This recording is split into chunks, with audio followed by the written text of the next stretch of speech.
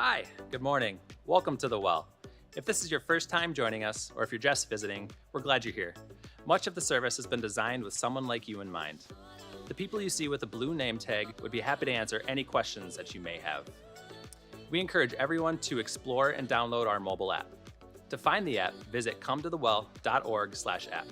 There you'll find service guides, sermon notes, a place to submit prayer requests, and much more. Also on our app, or in the seat back in front of you, you will find our Connect card. All we need is your name and email, and we'll be reaching out to let you know how to get further connected with The Well. After service, some of our staff and other leaders will be in the back of the auditorium. They would love to meet you and give you a special gift for joining us. If you have yet to attend Growth Track, or if you're new, that would be your next step.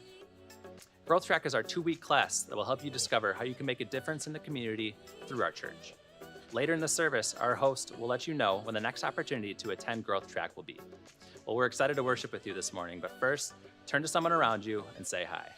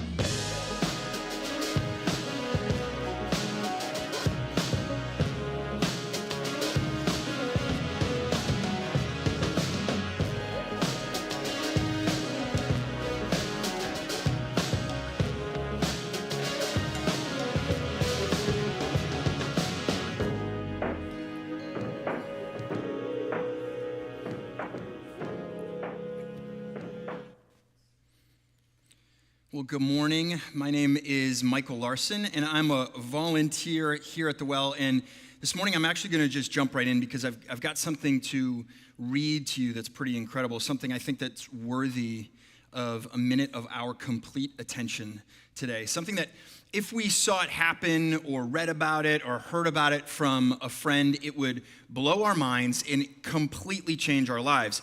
And that's actually the chance that we have today as well.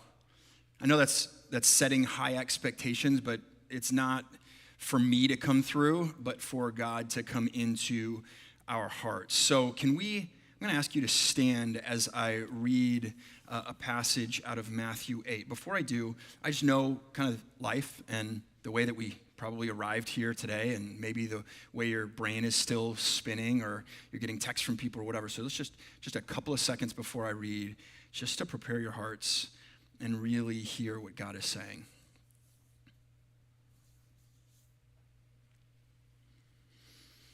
Then Jesus got into the boat and started across the lake with his disciples.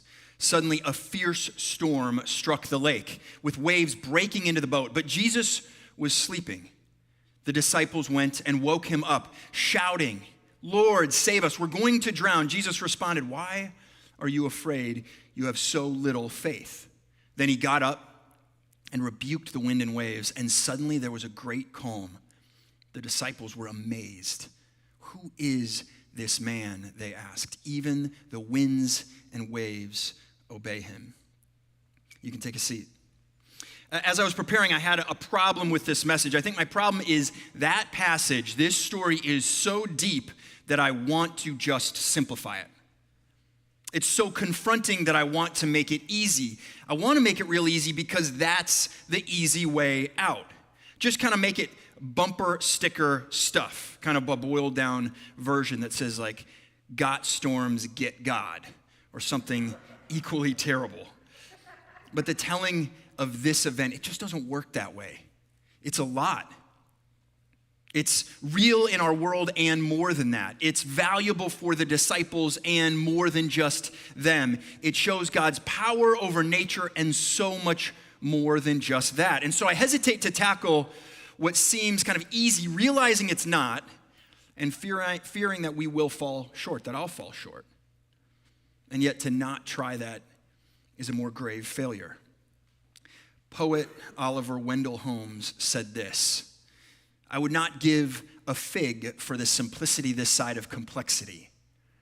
but I would give my life for the simplicity, the other side of complexity. That's what we're shooting for today. Our lives are complex. Our fears are deep. We don't need Band-Aids or platitudes or bumper sticker simplicity. We need real solutions to our real problems, deep healing to our deepest wounds. We need complete repair of our complete brokenness. We need understanding in our confusion. And if we dig deep, we can find that. Now, I know this isn't a normal intro. Some of you are like, Michael, whoa, I'm just here on my way to brunch. I'm here because my spouse made me come. I'm here so I don't feel guilty skipping another week, whatever it is. And now I'm asking you to do this like spiritual weightlifting session. And if you're not up for it this morning, I get it. Like, pick up that game that you were playing earlier, or check the scores, or do whatever you're going to do. Doze off for a few minutes. I'm good with it. But for those of us up for it, for those of us hurting enough to truly seek that thing that will heal, overwhelmed enough to be desperate for peace, it'll be worth it. So let's try this together. Now, we're in a series called Authority, where we're exploring all of the ways in which Jesus has authority when he walked this earth. A couple of weeks ago, we talked about the authority that he has over our bodies and the healings that he did when he was here. And then last week, we talked about the authority that he has spiritually over Satan, despite Satan's current rule over the world. And today, we're going to talk about the authority that he has over nature itself. Now, when you think about authority, I think it's got a pretty bad rap right now, and I totally get it. We've all got baggage because the abuse of authority by leaders in countless spheres of culture. Honestly, we're in a leadership crisis or an authority crisis in many ways. We've got a lot more bad examples than good ones. I think of my own personal life. The very first example of kind of adult type of authority that I had was my first job. And my boss's name was Mike Fitzgerald.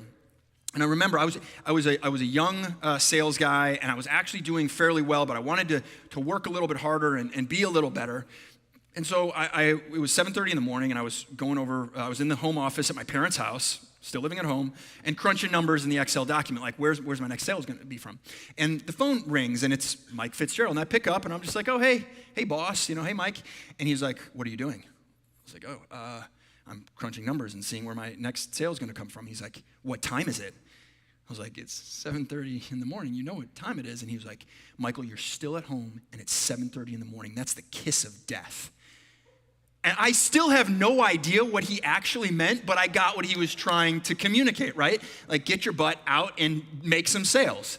And that's the kind of authority, the bad examples of authority that we have all around us. I know you've got those types of experiences, and Jesus isn't this way. And we know that, and I think we see that. But it's just too hard for us to wrap our minds around an example that's so different than what we experience. Recently, I was paging through a book that Whitney bought on parenting, and it kind of described this roundabout way of connecting with your kids. If you're anything like me, you kind of like, the book describes it as like front door parenting. You just do the obvious things, like when they do something wrong, you coach them. When they come home from school, you ask how their day was, right? And this book was encouraging creativity. The idea that walking through the front door to your kid's heart, that's the expected stuff. But walking in the back door to connect with them was the true way to their hearts. And I wonder if our route to understanding and embracing Jesus' authority, really coming to grips with it, is that same sort of roundabout way here today. Maybe by exploring how our own frailty gives way to his authority, or by looking at our weakness in order to reveal his strength, or by coming to grips with the fear that we have in us so we can get a better grip on the faith that we have in him. Because I think fear we get. Jesus addressed that fear, not just with words, but with action. He proved his authority over fear. Now, something was unique about Jesus' authority. It was never just about his authority. He didn't pull a Mike Fitzgerald and threaten or intimidate or kind of push his agenda. His authority was always for us and from his Father. In fact, he wanted to be so clear about that, he went so far as to say this in John 5. I tell you the truth, the Son, me, Jesus, I can do nothing by myself. He does only what he sees the Father doing. Whatever the Father does, the Son also does. The first time I read that, I was like, I reread it. And then I read it again. It seems almost impossible. The Son, Jesus himself, can do nothing by himself. And what an incredible humility. What an incredible understanding of the absolute importance of being connected to his Father. He uses another agrarian analogy that would have put it even more clearly, really put the meat on the bones for those listening at the time. He talks about being the vine, and we are the branches, and God is the gardener, and this critical importance of remaining in him and in his love, connected to him in order to produce anything of value in our lives. And what's true of us is true of his connection to his Father, and that's the backdrop for this story. That's what we see in the passage of the storm, of the authority that he has over nature itself. He could do nothing without his Father, and he did everything he saw the Father doing. Now, Jesus had kind of a backwards way of demonstrating his authority. He could have followed all the customary, kind of culturally appropriate ways of gaining followers, gaining power, and gaining influence. He had enough attention to amass a following and lead a rebellion and take over a throne wherever he chose. And instead, as a child, he lived simply. He apprenticed under his father as a builder. And as he grew, he lived practically as a nomad, traveling, preaching, teaching, and healing. And then he died humbly, with nothing, no defense, and with no cause. And in that death, he demonstrated his most definite and eternal and far-reaching act of authority as he defeated death itself and rose from the dead. In other words, his ways were nothing like what we think of when we think of authority. And it seems, based on the events of the ship and the storm in this passage, that the best way to understand the impact of that kind of authority is actually by exploring it through the lens of our own fears. Now that might seem a little bit weird, but where we misunderstand authority, we get fear. I mean, in parenting, I'm afraid I'm messing my kids up. In work, I'm afraid of failing. I'm afraid of our financial future, or the basement to flood, or my aging parents getting sick. Honestly, I feel like each new year, I can list a whole bunch of new fears. And that's probably no different than your life. I think for many of us, maybe even most of us, to some degree, we live afraid.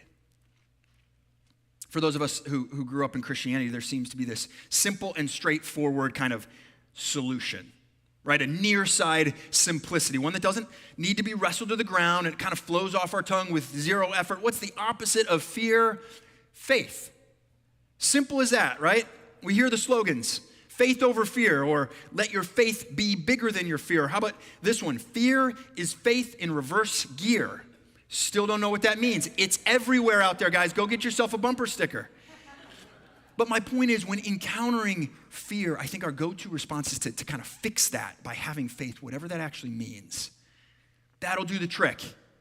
Or so we've been told, or so we've told ourselves. At least that's what I've told myself. In fact, one of my favorite verses, the one that's probably been most repeated in my life for the last many years, is all about counteracting fear.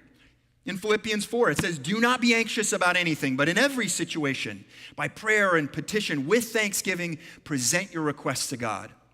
And the peace of God, which transcends all understanding, will guard your hearts and your minds in Christ Jesus." And that's a great verse.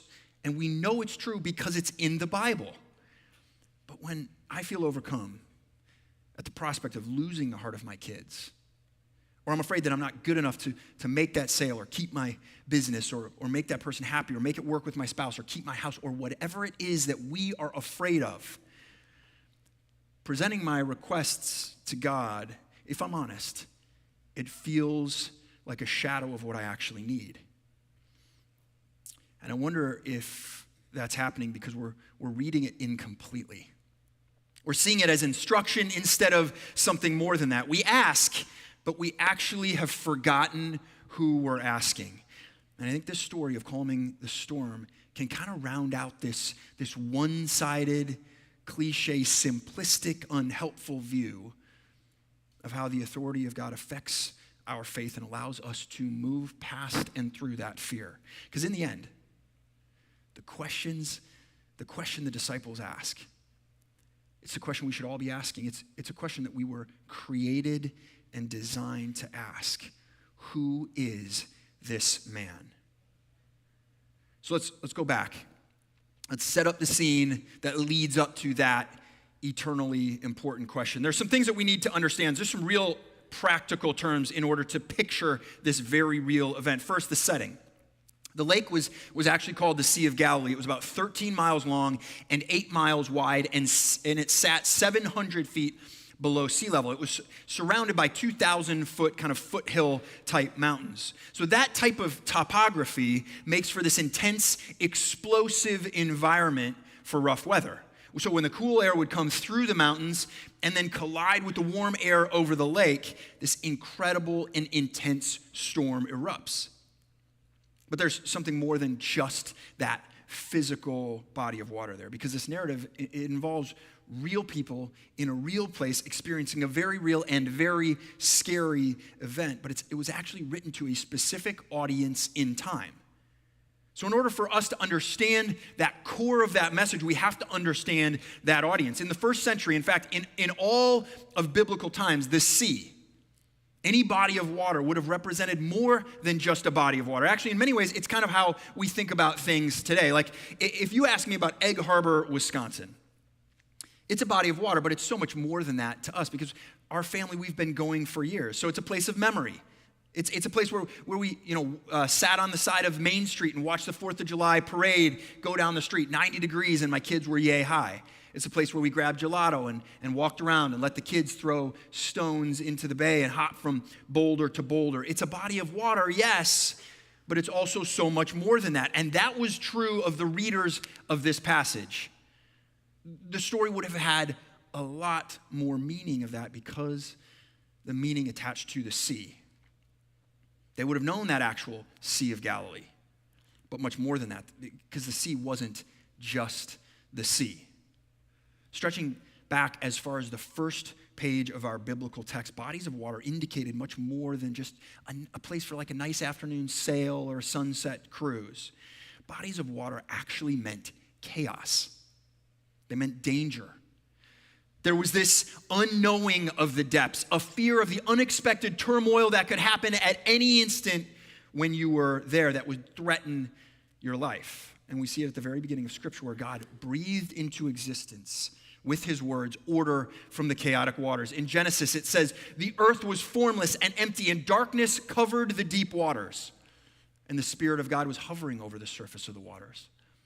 Then God said, let there be a space between the waters to separate the waters of the heavens from the waters of the earth.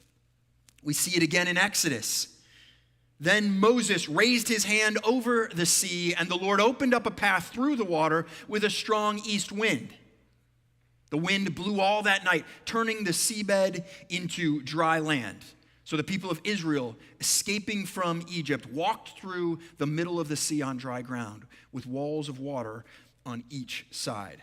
So that background is important for how we view the storm in the Sea of Galilee that day, because there's a deep connection to the God of the Jewish people thousands of years before this story that would have been well known to these readers. They would have come with that perspective that God had power over the chaotic waters in the past, and they would have known that kind of authority to do that kind of thing that day would have only come from him. So that's a little of the historical background. It provides kind of that perspective for both those who were in the boat that day and then those reading about it at the time. So next, let's talk about those people in the boat. We see it says he started across with the disciples. Now, we're to assume that this is the original 12, kind of his cadre, his best buddies. And that gives us a little bit more detail for the situation. For 13 passengers, a common-sized boat at that time would have been, this is based on research, about 26 feet long. We know that the boat was large enough to have a stern because we know Jesus is sleeping in it. Now, of course, 0 horsepower, right? Only wind power, so the sails are up. And we also know that there are a few really experienced seafarers on board. We know Peter and James and John were fishermen by trade. So these waters that they were in, they would have been very well known to them. They would have understood how to navigate them. They would have understood the weather conditions that kind of area was designed to produce. But they also would have been tough dudes. I mean, this was a big storm, but they would have been used to big storms. And yet this one pushes them to the brink. Now, the last character, of course, is our key character, which is Jesus. And he was why they ended up here in the first place. A few verses earlier, he asks his disciples to pull the boat around so he can kind of escape from these crowds. He had done healing, and he had been preaching, and people were just kind of suffocating him, and he needed to get out. So leaving by boat seemed like the simplest escape route. So he requested, hey, give me a ride, and then they all loaded up. And soon, they're out on the Sea of Galilee, and they're in trouble. We pick up in verse 24. It says, suddenly a fierce storm struck the lake with waves breaking into the boat. So here's where these conditions that we talked about earlier, they really come into play. And this storm, it's bad, it's big, it's brutal. Honestly, here in the Midwest, we can't really picture this. There was actually a data table that had this all kind of lined out that I stumbled across in my studying. It said that the wind was probably 60 to 70 miles per hour, creating 30 to 50 foot waves. I mean, this is insane stuff. This is intense stuff. We can hardly picture it. In one translation, they use to describe the storm the word squall, which the dictionary says is this: an extremely recurrent wind event with unpredictable consequences, a sudden, sharp, and violent increase in wind speed that is commonly associated with torrential rain showers, snow, or thunderstorms. In the original language, the word often indicates a furious storm or even a hurricane, a storm so heavy the world feels like it's turned upside down. So, the storm is going crazy. It's raging. The disciples are like racing around, trying to figure it out, trying to manage, trying to save themselves, trying literally just not to drown until they're at their wits' end. They don't know what else to do. And they go find Jesus. And in Mark 4:38 it says, Jesus is sleeping at the back of the boat with his head on a cushion. It's like, I love this detail, the cushion, right? Luke says Jesus was napping, and Matthew doesn't really embellish like Mark does, but it gives us this picture. Like, Jesus is out cold. He is sleeping. And here's where we need to kind of dig deep. We need to see Jesus as he is, not just as we think by this one line, because the reality is this is actually totally out of character for Jesus. Many times throughout Scripture, we're told that Jesus rises early to go be with his Father and get refreshed and have that time with him. Never outside of this instance are we told of him sleeping. And here, this seems like the least opportune time, and he's out. But as we dig in a little bit, we see what's happening. Because even as he sleeps, he's speaking without using a word. He's modeling something to his disciples. Maybe you've heard the phrase, leadership is caught, not taught. I actually think it's both, and we see that in the life of Jesus, but this is one of those catching moments. It's as memorable as it comes, right? This memory for the disciples, this coaching lesson. It'll be seared forever in their minds, and he's communicating something so rich and eternal, something that he preaches about and lives to his very core.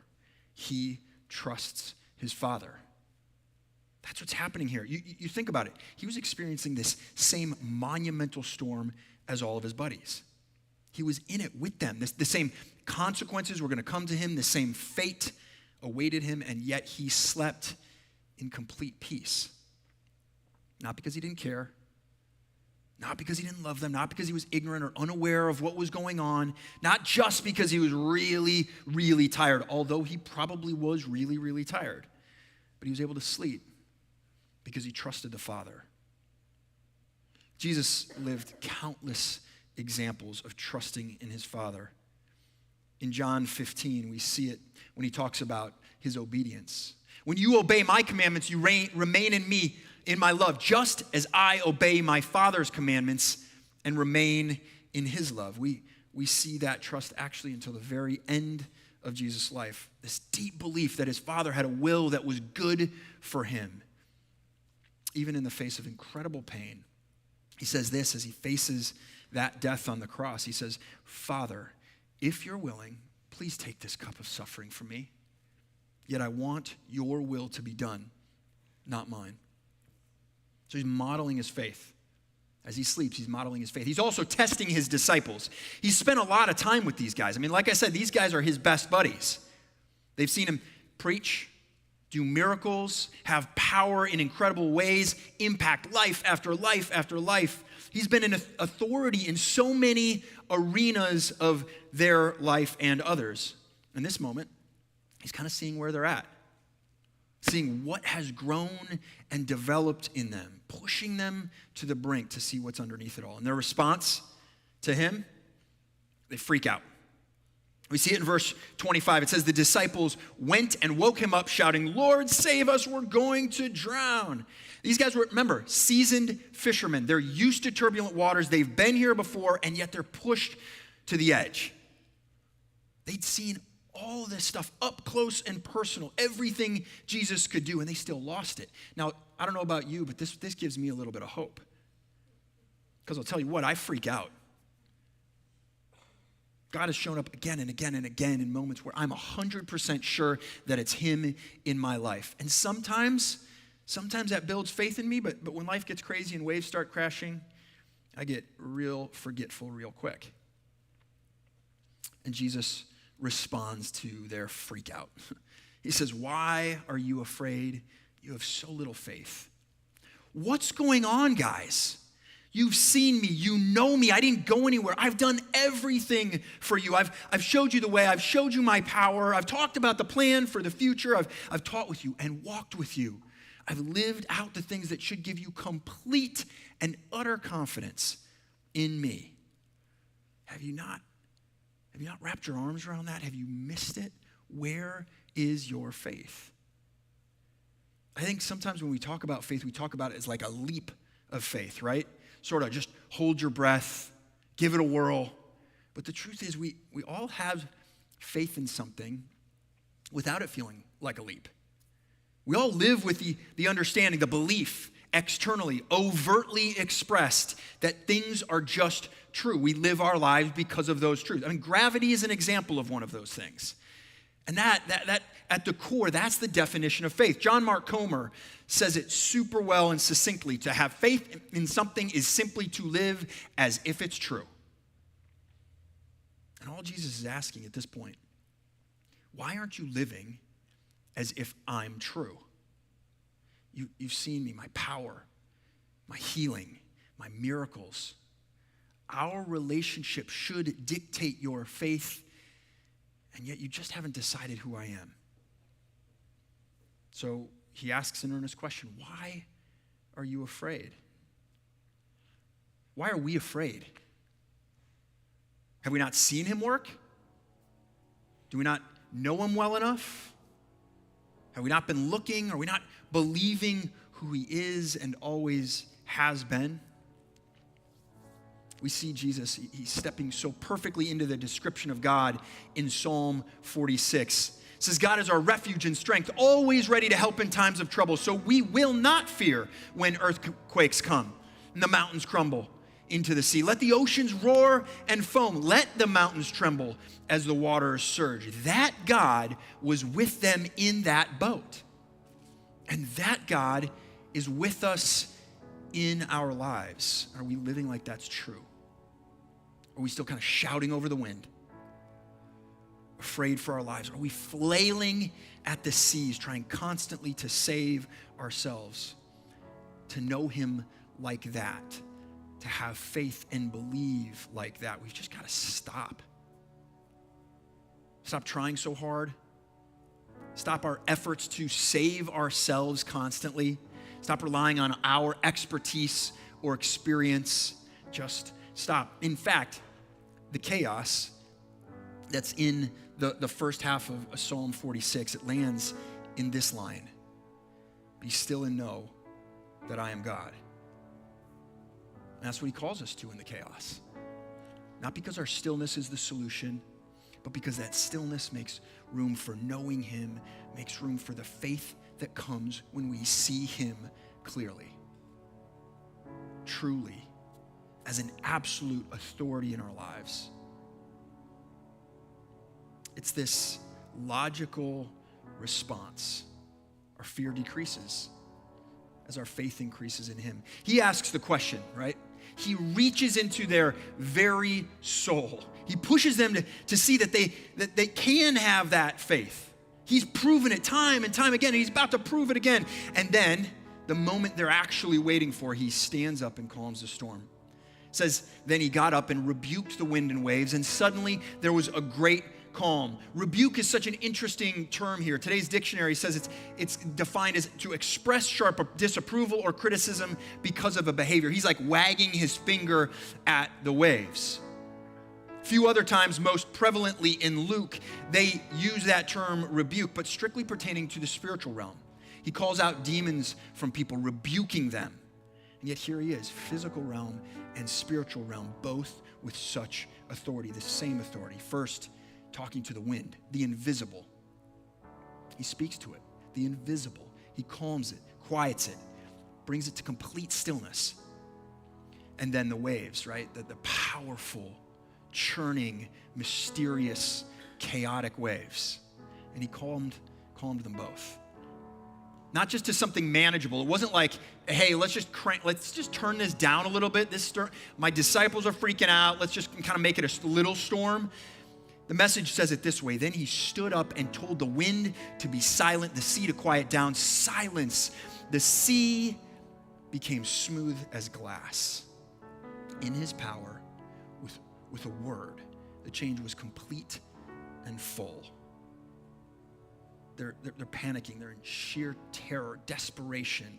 And then with a word, calm from the chaos. Just as in creation, the demonstration of authority over the chaos of nothingness, of nature before nature existed, a creation of something from nothing, shaping of water and timing of days, creating man and beast. This powerful act at the very beginning was also done with words alone. Calming of chaos, stillness from a storm, order from disorder. This story that happened on the Sea of Galilee, it was true, it was real, it happened. And the sea turning from chaos into order is metaphorical too. Holds this deep and lasting impact and meaning for us today. Because those deep waters of the sea, they were the embodied nature of chaos, remember? And with just a word, they became smooth as glass. And that calming of the sea, it prompted a reaction in those men, in the disciples. It said the disciples were amazed. Who is this man, they asked. Even the winds and waves obey him. They were amazed. In Luke and Mark, it actually says they were terrified because this was a moment of realization, of facing an awesome and truly terrifying thought. They knew he was a good man. They knew he was a great teacher. They saw all of that. They knew he was someone special, someone who spoke so clearly about something big that was happening and would happen in the future. And here in front of them, in absolute awe, their eyes were opened. Just seemed somehow different, something huge. And it prompted a question in them. The dawning of this idea that this man in their boat is God himself. Going back to that verse, the disciples were amazed. Who is this man, they asked. Who is this man? It was dawning on them. All this authority seemed the only possibility that this man standing in their boat right before them was God. It was in their stories, right? It was in the retelling of the creation story and the Exodus story. So many of their foundational beliefs had been hung on these experiences around miraculous interactions from God where he stepped in to save them. And here he was, stepping into that authority again. He'd shown power over bodies, he'd shown power over the spiritual realm, and now he was stepping in and showing power, control over the uncontrollable, the limitless forces of nature. And it caused them to ask a question. That implies a much richer, deeper answer than they had had up until this point. Who is this man? Kind of seems like they've already answered that question because it amazes them and it terrifies them. The question that if it's answered in the way that they think it is to be answered, it'll change things forever. It'll change them forever. Who is this man? Because if the answer is that he's the Son of God, the Messiah that the Jewish people have been waiting for, nothing is going to be the same again. Not only would it mean salvation for a nation, but salvation for them as individuals. God with them in the flesh, calming seas, bringing peace. And that's where I think we're going to land today. I know that's not the most appealing place to land because we like answers, not questions. And that one's begging us to ask ourselves a question in our own lives, in our own challenges, in our own storms. Who do we believe Jesus to be? Who is this man? As the worship team comes in a few moments, you'll have some time just for yourself and God. I would encourage you, ask that question. I've been asking myself all week long. I've been a believer since I was like 6 or something, and this wrecked my world this week. Wherever you're at, whether you are just asking, like whether you're literally asking, Michael, no, really, who is this guy? Tell me more. I don't know anything. Or whether you have asked, whether you've known him for a long time and you're still thinking, how can I ask this question? I would just encourage us to do that. Feel free to use the stations throughout the auditorium. There will be people up here. If you'd like prayer, they would love to pray with you. But let's ask that question. Let's leave space for God to answer. Would you just pray with me right now? God, that's a hard question to answer because it amazes and terrifies us. So I think we know. And our world consumes us. It distracts us. It is busy. It is noisy. It's all of those things. And yet, God, I just pray that you would pave a way right now. Calm the chaos in our minds and help us to see you clearly. Give us the courage to ask that question and the clarity to hear exactly how you're answering. We love you. We bless you. In your name, amen.